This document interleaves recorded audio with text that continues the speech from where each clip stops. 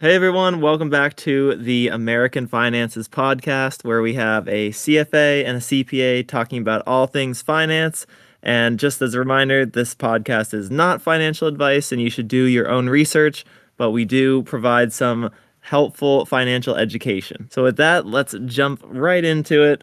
Did you think of any of those financial myths that you think are myths that should be retired that people still believe in? I'd say one of them that I can think of is around retirement. I think when people think about retirement, they think mostly about putting it off and being able to save later on in life, like closer to the age that they actually retire, which I think is something that is a myth because people think they will have enough. What people don't realize is that in America, people are living a whole lot longer. I know we talked about a deck at work recently. It showed the age of people retiring and the expected, I guess, the life expectancy of individuals in America, ranging from I think like the 1980s till today, and it's just like the gap that people have in their age. People were living.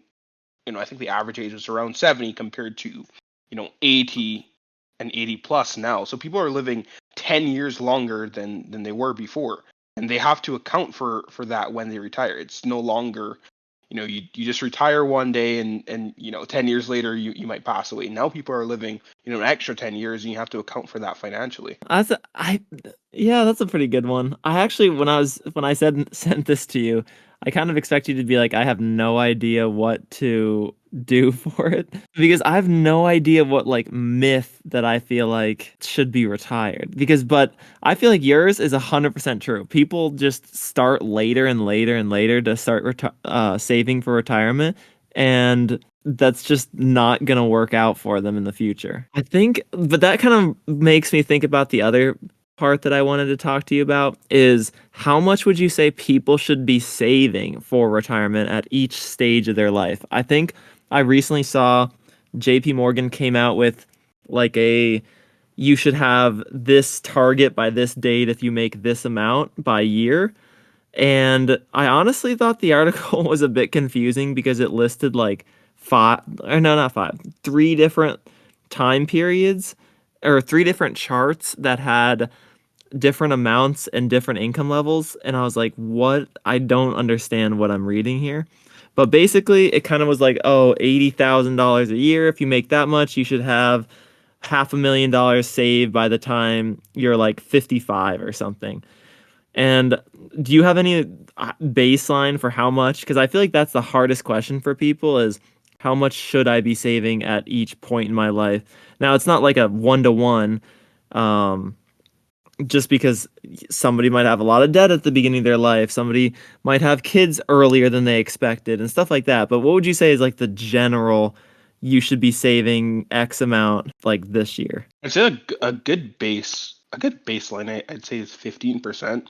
But I know some people are in unique circumstances where they have opportunities to invest that most individuals don't.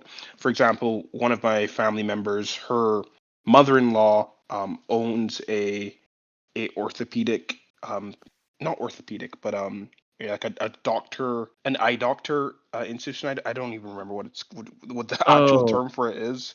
an Um, optometry yeah, thing? optometrist. Yeah.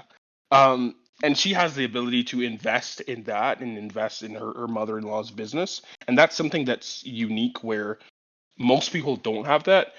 But in general, I'd say in aggregate, you should be trying to put away at least 15% of your income right out of college. And some people like to include company match in that. I typically don't. I'd say, like, it should be, if your company's matching 5%, you should do that 5%, but then also try to save 10% of your income. But yeah, I agree. I think people have different opportunities and just different times in their life that they will either have more money or less money. But Hmm. I feel like that's what makes it trying to decide what like how much you want to put out of your paycheck into retirement so hard. 15%, like I feel like that's doable for most people. I think it also teaches you to spend wisely as well because I feel like if you start your career with not saving at least 15% into your, at least just a 401k, saving 15% into your 401k, I feel like you're going to end up really feeling squeezed later on in life because you're going to think, oh, I used to make this much a month. And now that I have to save this much a month, I feel like I never have money. Yeah. Yeah, it's definitely a budgeting thing where, if your expenditures really expand to encompass your the excess money that you have. So if you put away money to save initially, and then completely forget about it, you're gonna find a way to live off of that lower income, so to speak, compared to if you were just spending that money outright. Yeah, I agree. I think it's really important to try to get used to living on less first and then say, oh, this. So, like, say you get a raise, you put the raise into your 401k or like at least a percentage of it so that you don't feel like you're having to save more and more when you get older and older. As long as you're saving some, it's good, but also it'll be easier to save less when you're older because of that compound growth, too. I don't know. I feel like most individuals, like when they think about saving, it's definitely harder to do. Um, just when you pull up the Excel and you pull out your bank statements and you jot down all that you've spent in a given month. But if you go through line by line, you'd recognize that most of the expenditures that you have are discretionary, and you can really cut back on a lot that you spend. It just takes diligence, it takes discipline. But once you sit down, there are apps that also help you, like YNAB, which is like a you need to budget app that allows you to track every single one of your expenses um, in an orderly fashion. And if you like swipe your card, it categorizes that expense and then takes it off of your budget for that given item. So this is something that helps you out that most people don't even need to think about when they're budgeting. That kind of makes me want to go into the other kind of more niche topics, like the target funds. Do you have a lot of experience with looking up how target funds work? I do actually. So we deal with targets funds a lot in the space where I work. And I guess the just to take a step back and talk about what a target fund actually is. It's a specific fund used exclusively for individuals who are looking for retirement, where it maps out each year. Like most of them are every 5 years, and it maps out each year individuals are looking to retire, and then creates a glide path that typically starts with high equity position, low fixed income position, low cash position. And then as you tend closer to the year of retirement, it de-risks your the portfolio, um, and it matches your risk appetite. So you don't even need to think about changing your asset allocation towards retirement. So I'll give you a quick example.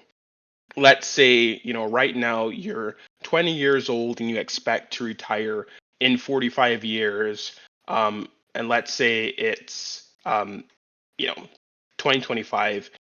45 years from now is, what's that, 2070. You would, go on the market, and several of these institutions have it. Several of these financial institutions have it. Whether might be Morgan Stanley, JP Morgan, they have like a smart retirement fund. Fidelity, you would select the 2070 fund, and then you would invest. You can invest all of your money into it because it matches your risk appetite and risk profile till you retire. And you're going to start with high equity positions while you're younger because you're able to take on that risk. And then once you're later on closer to retirement, let's say it's like year 2066, it would the portfolio managers would have de-risked their portfolio, and invested more in fixed income, and it matches your risk appetite until you retire. And that's something that individuals don't need to think about from an asset allocation perspective. Like, oh, I need to, sell my equity positions, buy fixed income positions as I tend towards retirement. You can just set it and forget it. Yep, I think that's what really should stick to people is just the fact that you can put all your money in it, all of it, like you said, and then not have to worry about it because they manage it all for you. So, I guess how often would you say this is actually worth it for people rather than them just putting it all in the S&P and then say set a reminder for 10 years later to say change a tiny bit of it?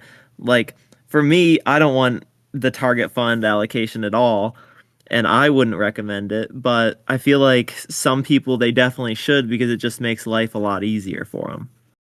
Yeah, I definitely say it's a niche scenario where for some people it's ideal where you have individuals that don't want to think about retirement, don't want to think about investments at all, and are just comfortable, sitting back, investing in one thing, and having like those automatic investments where every time their paycheck comes in, it buys a specific number of shares or amount of a specific stock, and they don't really want to think about retirement at all. I think this product is ideal for those individuals. But if you're someone who um, enjoys looking at the markets and enjoys looking at maybe alternative investment opportunities, maybe you might want to invest in real estate, own a couple of rentals. This wouldn't be for you. This is normally for more simple investors that don't want to think about retirement and don't want to think about what it takes to invest. Gotcha. Yeah, that's kind of my thought as well. Just it's really easy and definitely not meant for everybody, but for those people that want to set it and forget it, this is definitely the product that you should look into. But how do you feel about people always investing in equities their whole life? Do you think that's like too risky, or do you think 9 times out of 10 it would work, but maybe that one-off time, maybe people might be hurting from that? What's your opinion? So the funny thing is, I'd say like 9 times out of 10 it would work, but even 9 times out of 10 those aren't very good odds. If that one time you wouldn't be able to retire. Like if you think about it, if you have a group of friends, you can count out 10 people. If 9 of you guys can retire and one of you can't, it's still a massive deal. And you can have those black swan events like how we had for COVID, or even like what's happening right now, but with the oil scenario. But this is not necessarily a long lasting event or a large scale event. But if you had like a 2008 crisis or maybe even um, a COVID scenario, and that was the year you were trying to retire, you'd have to work like an extra 1 or 2 years, or wait until your portfolio goes back up to actually retire. And I mean, I wouldn't recommend putting yourself in that position, but some people are willing to do that if it means they're able to have larger returns. So it really depends on your risk appetite. You are a recent real estate mogul with one property to your name. So, what would you say are the things that people should keep in mind when they either want to go and invest in real estate as like a new investor, or even just me being a passive investor, say investing in like REITs or REITs, the stocks that just give you exposure to real estate? So I'd say there are two things to note for me that I was surprised about. So one of them is that real estate is cheaper and more expensive than you think it is.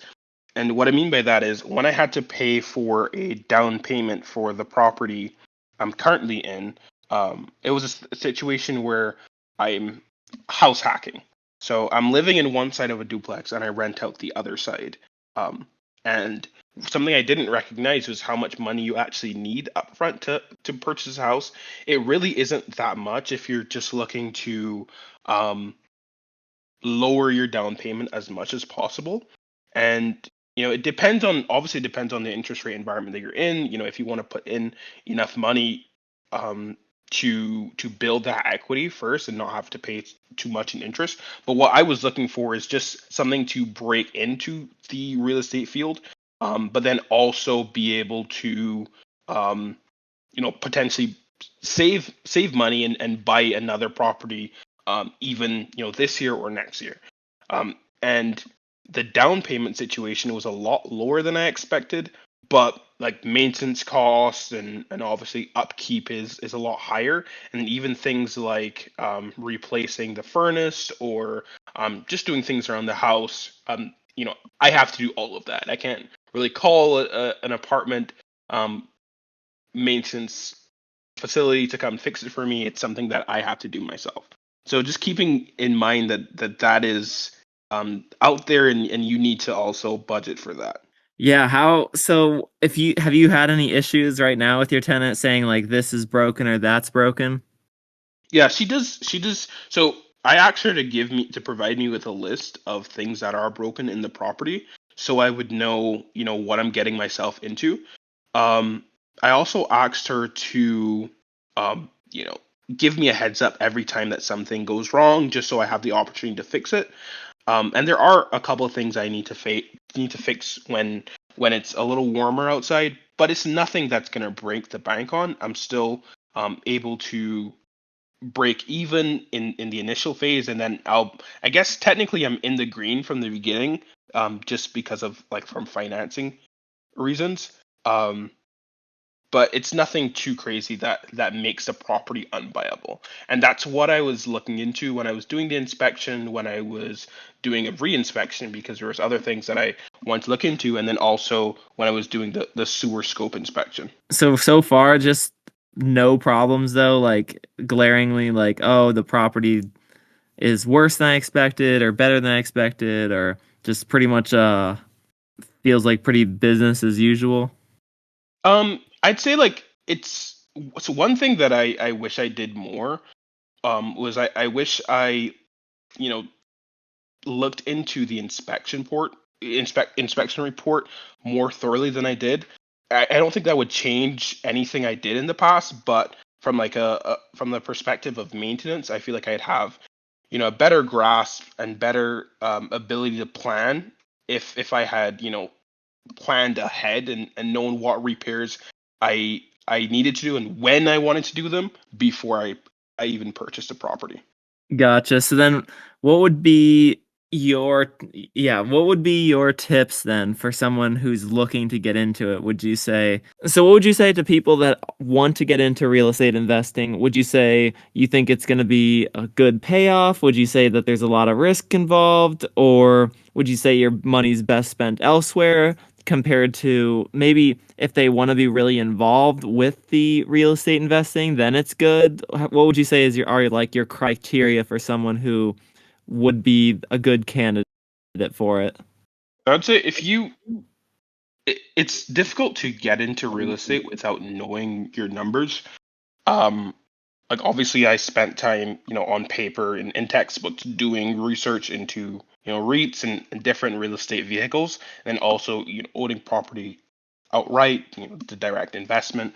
But I'd say when you're getting into real estate, you need to make sure that you are accounting for everything you need to account for, and there's nothing that you're forgetting or leaving off the table. I probably ran the numbers for this property that I purchased at least like 10 times. Um, just as doing the same valuations over and over. I remember I would do them every single time. I had a minute at work just to think about it. I used, I think I was using like a 0.7 cap rate at a time in order to value this property. Um, or sorry, 7% cap rate at the time. And I was just, continually doing valuations on the property, understanding, where I would break even, when I would break even, when it would make sense to refinance, maybe even keep a 30-year or go to a 15, just running different scenarios. What would happen if interest rates dropped? How sensitive is this specific property to, um, you know, interest rates and buyer and buyer and seller demand compared to another property. So just making sure that you have all those things in mind before you buy the property, especially if it's an investment property. Obviously if it's something that if it's a property that you're just looking to live in and you really don't care about the numbers, you don't care about the return on investment, go ahead and buy something that you'd love to live in. But for me, I plan to do this house hacking at least 3 times in my life. And I want to make sure that each buy was a solid purchase. Okay, what about the one statement about the markets that you think is true, but people either will disagree or think that it's very an unpopular opinion? I'm trying to think because I feel like the market is very like there's not that like especially like right now there's not that much asymmetry of information out there. Um, and like we see it, even when you look at a portfolio manager's asset allocation, they're pretty much all invested in the same thing, like all invested in AI or energy or something to the equivalent. But I'm trying to think something that I would think is unpopular but true. I'd probably say that fixed income isn't a safe haven asset. It's probably one of the things that I think is unpopular, but true. Most people think about the difference between equity and fixed income. One's safe, the other is more risky. But I'd say like fixed income, at least now with the amount of interest rate volatility that we've been seeing in markets, is not even close to being. I actually think that's a super either unpopular and or hot take, but I kind of agree with you. I feel like fixed income isn't as safe as everyone makes it seem to be. When Because I the when feel the like fixed income has really shown this year that one, the payouts aren't great, and two, they could literally disappear. Yeah, like if the Fed can come in and basically cut your returns in half overnight, I don't really I don't really see that as safe. Um, and then also if interest rates um skyrocket overnight, which I mean we're not necessarily seeing, but is possible. Um, that doesn't necessarily mean that you're gonna have the safest portfolio. So it's things like that can happen that you know people don't necessarily take into consideration when they think of the old traditional 60/40 portfolio. I think we know what one of the coworkers that I work with would think. He'd think the markets are perfectly efficient, like the economist view, and I just do not see that. That actually reminds me of this other. So you've heard of the Poly Market and Kalshi, the betting and everything.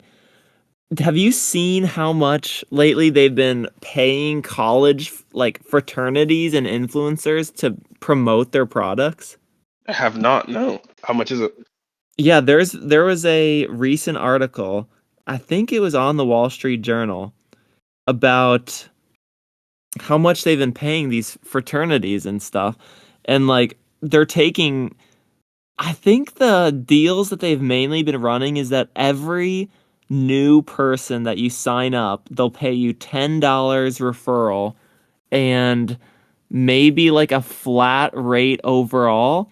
And like and so one of the fraternities that's pretty large, say like at Alabama or Ohio State or Arizona State, like these large universities, is like Sig Ep, and one of them raised like $30,000 through Oh, basically just getting people to sign up and bet on Kalshi or Poly Market, whichever one it was. And then supposedly there's been so much fake rumors being spread around that people are like essentially getting scammed by these fake rumors. And I don't know how much you're on Twitter or not, but there's so many AI and Kalshi posts about so and so created this bot with this AI and it's returning them like 10 grand a week or something ridiculous.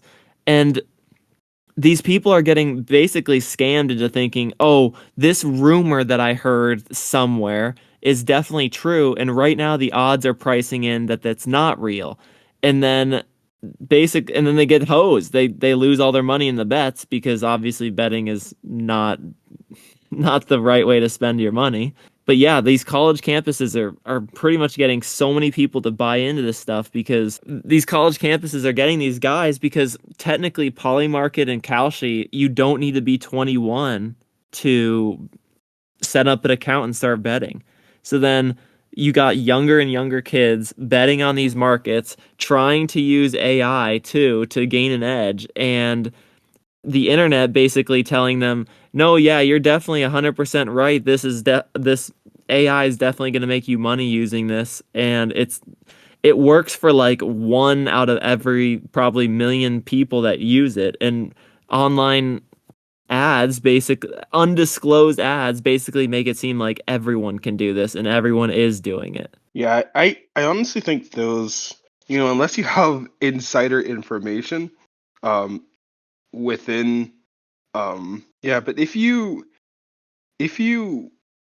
actually think that this is, a way to make money in the market, unless you have insider information, I just don't see that happening. Like, unless you know that a specific event that most people don't know is happening is going to happen, I don't think it's smart to invest in the market.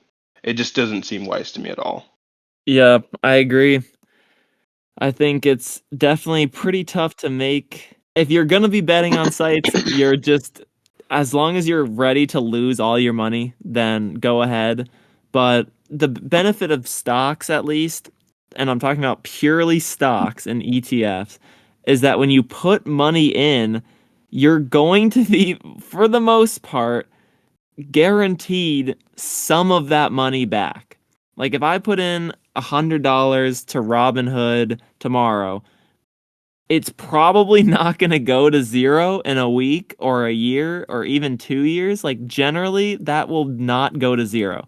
Whereas if I bet $100 on Jesus Christ coming back this year on Kalshi, I will lose $100 when that does not happen. Yeah, there. Like, I think if you're gambling like that, it's degenerate. It's not something that you should like. If you, I get it if you have fun money and you're just okay with losing that money, but don't think that this is a platform where you should be housing your money long term. And un- uh, even if you know something that most people don't know, there's still a chance that it could not happen.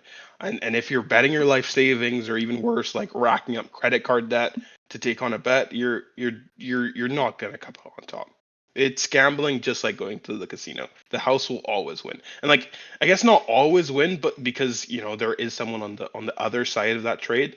But this is you know in my opinion, worse than writing an option when you don't understand the options market. Yeah, I agree. And one of the crazy bets that it was on was during the Super Bowl. Supposedly so apparently during the Super Bowl, there were a few of these. One of them was some fraternity guy was with, I think they said,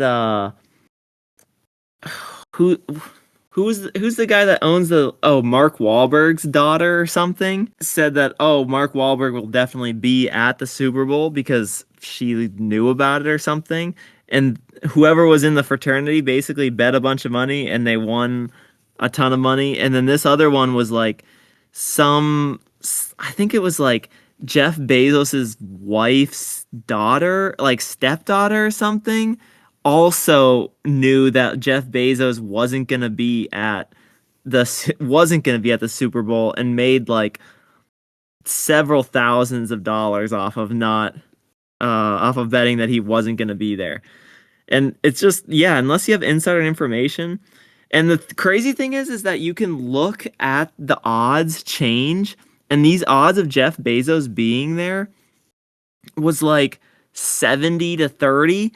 And then right as this fraternity started just pouring tens of thousands of dollars into the no on the 30 side, the odds just started cratering. Yeah, and I expect that to happen. And it only takes one person who actually knows Jeff Bezos, knows where he is, to completely tilt the market. Because I mean, if you see a market like that, and even if you're Jeff Bezos himself, it's a free. Some of these portfolios are in the millions, or even in the. I think I've seen some in the hundreds of millions. It only takes him himself to actually invest and make a ton of money. And when that happens, there's no one really that could sue him. I mean, there's nothing involved where it says that he can't invest. It's not like the SEC which flags people for Insider trading. yeah, Yeah. insider trading. It's you're just Yeah, at a there's loss. technically they technically are falling under what was it? They are technically falling under it's not gambling and it's not stock. Somehow they falling under this gray area of like the law where it's like they're okay and they slip by. I don't know, I forget. I watched this video recently that said like what they fall under and I can't remember exactly the term, but it's how they skirt around needing age requirements and gambling requirements and things like that. Yeah, and I think if you're investing in a market that's not protected, and anybody else, it's just the Wild West basically.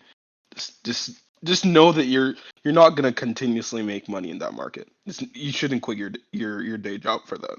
I think that'll do it for this week's podcast. Thanks everyone for listening in. And if you have any questions or comments, please leave them below and we'll try to address them on the next podcast. Or if you wanted any specific topics to talk about, we're always looking for things or for people to help out. But thank you for listening in, and we will catch you in the next one.